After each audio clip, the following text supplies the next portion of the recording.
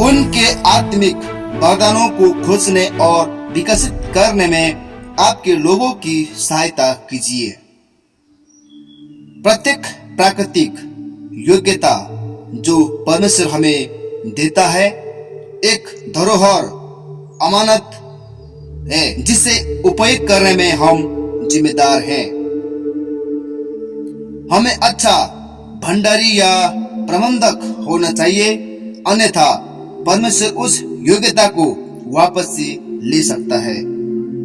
यदि हम अपनी योग्यताओं और अनुभवों को परमेश्वर की महिमा के लिए बुद्धिमानी से उपयोग करते हैं, वो बहुत अतिरिक्त अनुभव तथा योग्यता देता है कि उपयोग करें। बाइबल आत्मिक वरदानों को कई स्थानों पर सूचीबद्ध करते हैं, जैसे कि रोमी 12 के 6 और 8 में हम वचन में देखते हैं। और जबकि उस अनुग्रह के अनुसार जो हमें दिया गया है, हमें भिन्न भिन्न वरदान मिले हैं, तो जिसको भविष्यवाणी का दान मिला हो वह विश्वास के परिणाम के अनुसार भविष्यवाणी करे।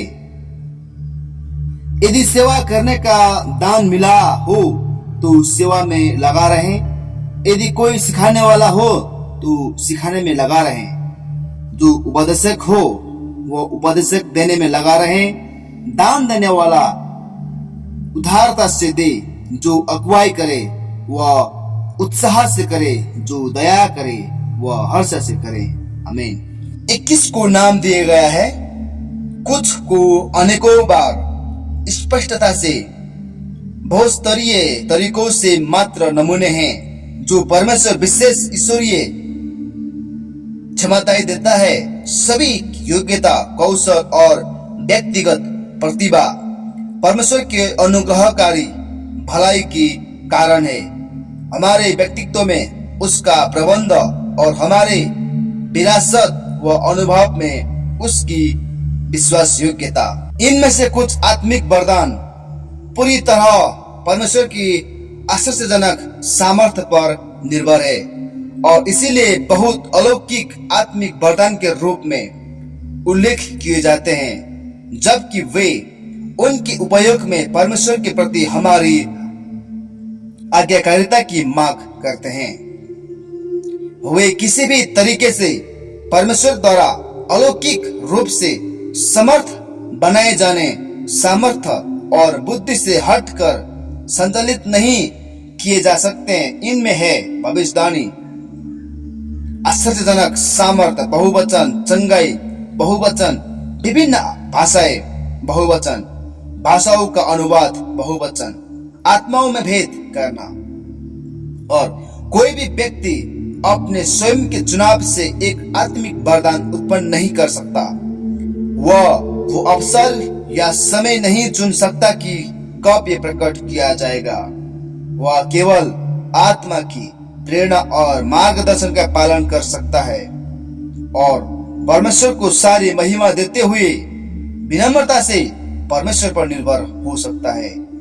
वरदान आत्मा का कार्य है और इस तरह आत्मा के नियंत्रण में है, किंतु केवल तभी प्रकट किया जाता है जब हम आज्ञा पालन करते हैं और आत्मा के साथ सहयोग करते हैं। इस तरह कोई भी व्यक्ति किसी को भी जिसे वह चुनता है, जब कभी वह चुनता है या जिस ढंग से जो वह स्वयं चुनता है, चंगा नहीं कर सकता। सब प्रकार की चंगाई परमेश्वर से है। कोई व्यक्ति आत्मिक समादेश का अनुसरण कर सकता है कि चंगाई के लिए प्रार्थना करे। एक विशेष समय पर विशेष व्यक्ति की चंगाई के लिए प्रार्थना करने में पथ प्रतिशत किया जा सकता है और एक विशेष आवश्यकता के लिए विश्वास दिया जा सकता है। हालांकि चंगा करने की सामर्थ सदैव परमेश्वर की सामर्थ है और सदा आत्मा के प्रभुत्व और परमेश्वर की इच्छा के अधीन है। अन्य श्रेणी के वरदान जो पवित्र शास्त्र में सूचीबद्ध किए गए हैं, अधिक पूर्ण रूपेण उन योग्यताओं पर आधारित है जिनके साथ हम पैदा हुए या जो हमने विकसित किए हैं। इन वरदानों में कभी कभी प्राकृतिक वरदान कहा जाता है परमेश्वर का विशेष अलौकिक स्पर्श जोड़ सकता है, जो प्राकृतिक को ईश्वरीय के साथ संपूर्ण करता है। मार्गदर्शन करता और अलौकिक निरीक्षण के साथ प्राकृतिक कौशल को शक्ति प्रदान करता है और आत्म के समर्थ बनाने व अभिषेक के द्वारा प्रभावशीलता को बहुगुणित करता है। उदाहरण के लिए, कई लोग शिक्षण करने को एक प्राकृतिक वरदान मानते हैं। कुछ पैदाइशी शिक्षक प्रतीत होते हैं। उनके पास वैयक्तिक गुणों का एक संयोजन होता है जो उन्हें कौशलपूर्ण शिक्षक बन जाने के लिए प्रशिक्षित किए जाने के योग्य बनाता है। हालांकि एक मसीही पैदाइशी शिक्षक अपने शिक्षण में एक विशेष रूप से जोड़ी गई ईश्वरीय योग्यता पा सकता है, तब यह परमेश्वर का एक सच्चा वरदान है।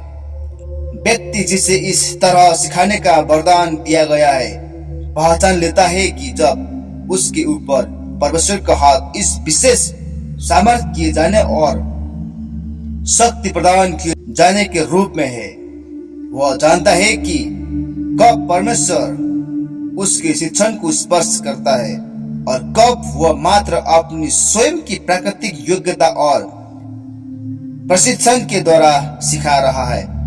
समय समय उसे परमेश्वर की स्पर्श की न केवल सिखाने के क्षण में जानकारी रखती है, सिखाने की उसकी तैयारी में भी और यहाँ तक कि सिखाने की उसकी सामग्री इकट्ठा करने व तैयार करने में भी।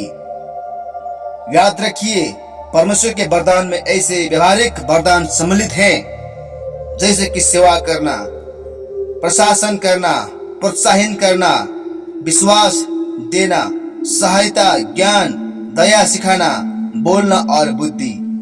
और कहीं विशेष तरीकों का कोई उल्लेख नहीं किया गया है जिसमें परमेश्वर लोगों को वरदान देता है, जैसे कि बच्चों के काम, नौजवानों में सेवकाई, संगति की सेवकाई, गीत लिखना और धर्म विज्ञानी, कलाकार और कवि के रूप में जीवन व्यक्तित्व के लिए विशेष रूप से समर्थ बनाए जाना। ध्यान दीजिए, बाइबल की सूचियों में व्यक्ति जिन्हें परमेश्वर इस रूप में उपयोग करता है, कलीसिया के लिए उसके उपहार वरदान के रूप में भी सूचीबद्ध किए गए हैं। तरीके जिनके द्वारा आप आपके लोगों को उनकी वरदान खोजने में और उपयोग करने में सहायता करते हैं। नंबर 1, यह पूर्ण रूप से समझने में उसकी सहायता कीजिए कि प्रत्येक प्राकृतिक योग्यता एक वरदान है जो उन्हें परमेश्वर द्वारा दूसरों के भले के लिए सौंपी गई है। नंबर 2, अंत शक्ति के क्षेत्र जो वे विकसित कर सकते हैं या जिनमें वे प्रशिक्षण पा सकते हैं को पूर्ण रूप से समझने में उनकी सहायता कीजिए। नंबर 3, उन तरीकों को पूरी तरह पहचानने में उनकी सहायता कीजिए जिनमें परमेश्वर उन्हें अभी उपयोग कर रहा है और उन पर अपनी मुहर लगा रहे हैं, बहुत इससे पहले कि हम स्वयं इसे पहचाने। दूसरे एक वरदान की अनुभूति कर लेते हैं जो परमेश्वर दे रहा है। नंबर 4, यह अनुभूति करने में उनकी सहायता कीजिए कि उनकी प्रतिभाओं, वरदानों और समय के उपयोग किए जाने में उनका मार्गदर्शन करने के लिए परमेश्वर प्रतीक्षा कर रहा है।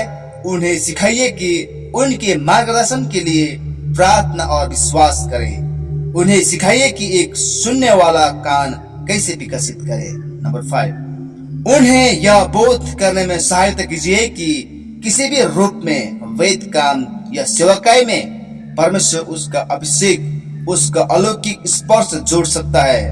हर बार जब वे मसीहा के लिए प्रेम के कारण उसके नाम में और उसकी महिमा के लिए कुछ भी करते हैं, उन्हें आत्मा के अभिषेक के लिए मांगने का महत्व सिखाइए। नंबर 6, कोई भी आत्मिक अलौकिक वरदान जो परमेश्वर देता हुआ प्रतीत होता है उसकी अनुभूति करना उन्हें सिखाइए। उन्हें वरदान को परखने में सहायता कीजिए और इसे उपयोग करने में मार्गदर्शन कीजिए।